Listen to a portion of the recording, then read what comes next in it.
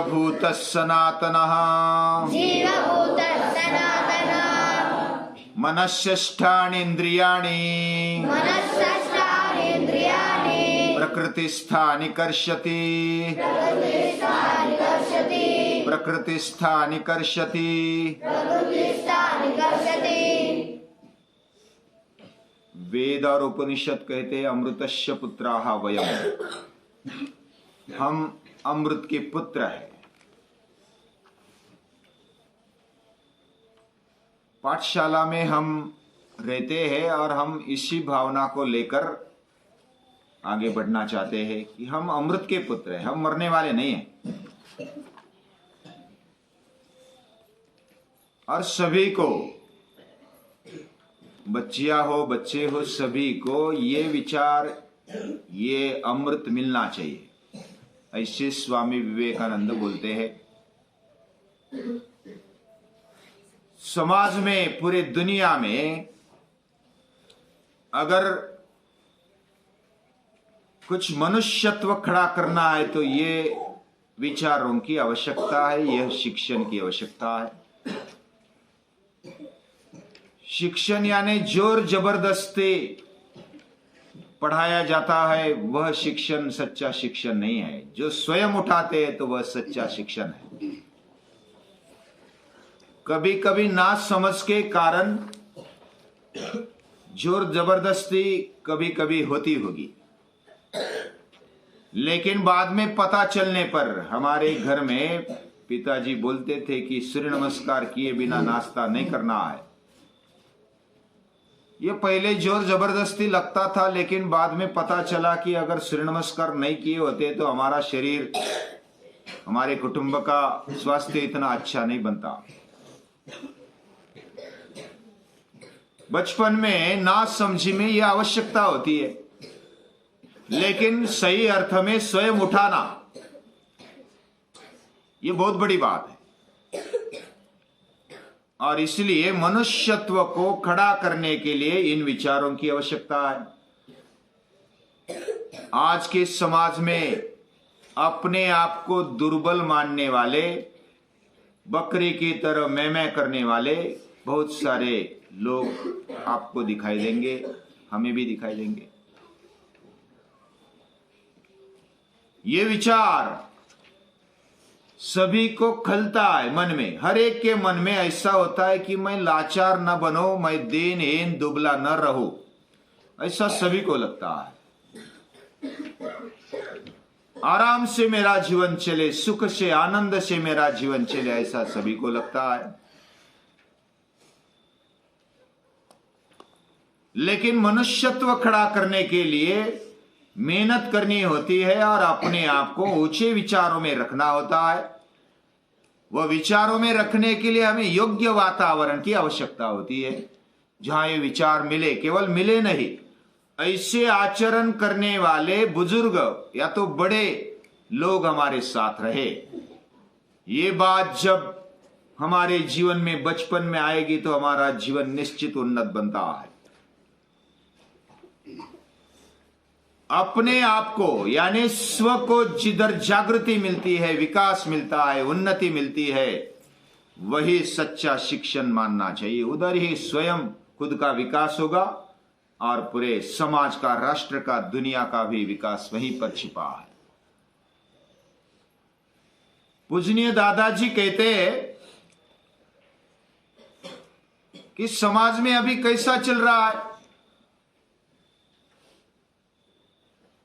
पहले तो ऐसा सभी को लगता है कि मेरा पेट भरना चाहिए, मुझे खाना पीना मिलना चाहिए, मुझे मौज मजा करने को मिलना चाहिए, और ये सब होने पर कीर्ति या तो प्रसिद्धि भी मुझे मिलनी चाहिए। सब खाना पीना मिल गया, बाद में फिर प्रसिद्ध होने की ओढ़ लगती है, और उसके बाद हम प्रामाणिक बनना चाहते हैं। पहले तो स्वार्थ के कारण खा लिया, पी लिया, मौज मजा कर ली, वो अगर मिल गया उसके बाद प्रसिद्धि चाहिए। Get on, get honour and get honest. ऐसे क्रम से समाज अभी ज्यादातर चल रहा है।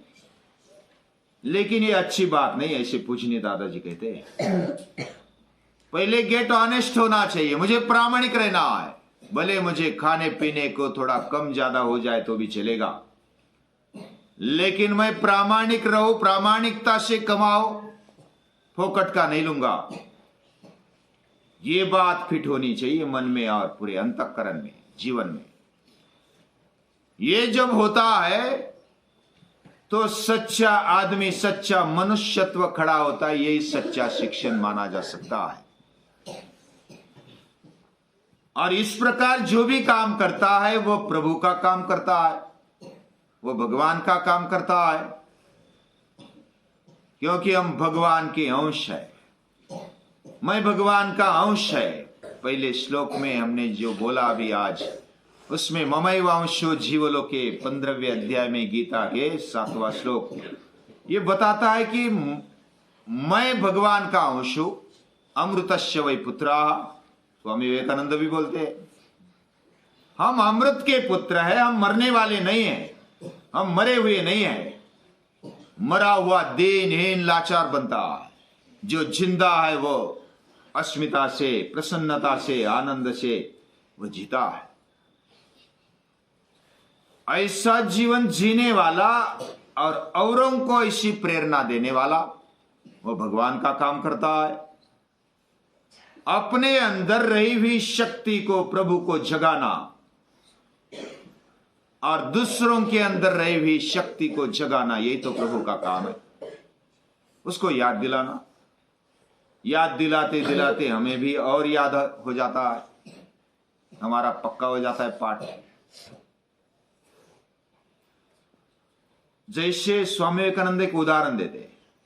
कौन सा उदाहरण?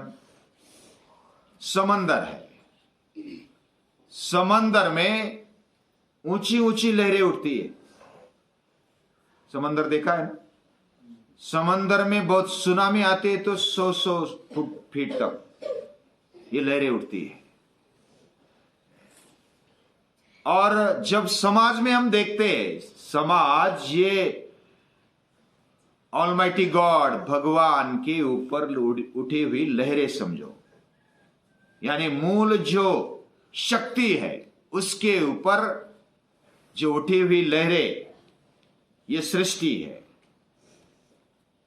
और हम भी जैसे कोई महापुरुष दिखाई देता है तो वो बड़ी लहर के समान दिखाई देता है, और हम अपने आप को बहुत छोटा मानते हैं, एक बूंद की तरह।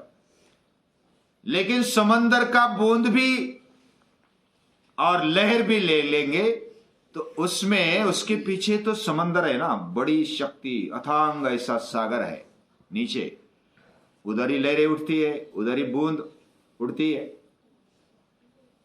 हम बूंद होने के बावजूद भी ऐसा नहीं सोच सकते कि हम समंदर से अलग है। बूंद के लिए और लहर के लिए वही तो मूलभूत है, यानी वो समंदर ही बूंद को और लहर को धारण करता है, वही उसी का अंश है। हम भी भगवान के अंश है। बड़े लहर जैसे दिखने वाले महापुरुष भी क्यों ना हो, और हमारे जैसे बूंद जैसे दिखने वाले सामान्य लोग भी क्यों ना हो, दोनों का बेस, दोनों का फाउंडेशन तो समंदर ही है। दोनों को वही से प्रेरणा मिलती है, वही से ताकत मिलती है। वो पूरी शक्ति को अपने पास अनुभव कर सकता है। बूंद भी कर सकती है और लहर भी कर सकती है। ये आनंद घन ब्रह्म, अनंत ऐसे ब्रह्म के हम भाग है, अंश है, और उस शक्ति का भंडार हमारे पास है, हमारे नजदीक है। ये बात स्वामी विवेकानंद बोलते हैं। हम अपने आप को अमृतस्य पुत्र माने, यानी हम हल्के नहीं है, हम सामान्य नहीं है। ममैव अंशो जीवलोके, मैं भगवान का अंश हूं, उस परम शक्ति का भाग हूं। ये बात जब पता चलती है तो हमारे मन में एक आनंद उठता है। किसी सामान्य मंत्री का, आमदार का, खासदार का अगर कोई बंदा है, कोई संबंधी है, तो वो कॉलर टाइट करके चलता है। अरे मेरा तो सगा है, संबंधी है, मेरा पहचान वाला है, और वो टाइट चलता है। सामान्य ऐसा मंत्री संतरी या तो प्रधानमंत्री का बंदा भी अगर इस प्रकार चलता है तो ये दुनिया का बादशाह का बंदा है हम। ऐसी भावना हमारे मन में जगती है तो हम अपने आप को छोटा कहा मानेंगे? नहीं मान सकते। हमारा जीवन महान है, हम महान के पुत्र है। अमृतस्य वै पुत्राः, अमृत के पुत्र है। अमृत यानी जो मरा हुआ नहीं है, मृत यानी मरा हुआ, अमृत यानी न मरा हुआ। ऐसी जिंदगी देने वाला, जीवन देने वाला, स्फूर्ति देने वाला, अमृत देने वाला शिक्षण होना चाहिए, और वो हर एक को मिलना चाहिए, ऐसे स्वामी विवेकानंद बोलते हैं। और ये जो शिक्षण व्यवस्था है, ऐसा शिक्षण कहां पर मिलेगा? जिधर राज्याश्रय नहीं है। कोई भी शिक्षण व्यवस्था, शिक्षण संस्था जब राज्याश्रित हो जाती है, उसका पूरा खर्चा अगर सरकार उठाती है तो सरकार के मुताबिक उसको चलना पड़ेगा। वह जैसा बोलेंगे वैसा ही करना पड़ेगा। वही उनके विचार है, वही उनकी आचरण पद्धति होगी। लेकिन जो स्वायत्त संस्था, जो राज्याश्रित नहीं है, वह अगर काम करती है इसी तेजस्वी के साथ, तो फिर वह संस्था में से, वह शिक्षण व्यवस्था में से ऐसे युवान खड़े होंगे। स्वामी विवेकानंद बोलते हैं, give me 100 Nachiketas and I shall change the world. ये हिम्मत कहां से आती है? हमारे अंदर यह भावना निर्माण होनी चाहिए नचिकेता जैसी। जो इस प्रकार से अपने आप को समझेगा तो वो मृत्यु से भी डरता नहीं है, निर्भय बन जाता है। ऐसी शिक्षा हमें मिलनी चाहिए, सभी को मिलनी चाहिए, लेकिन पहले तो हमें मिलनी चाहिए। हमारा जीवन इस प्रकार सतत उन्नत हो, और उसको चलाने वाले हैं ना, वो विवेकी होने चाहिए।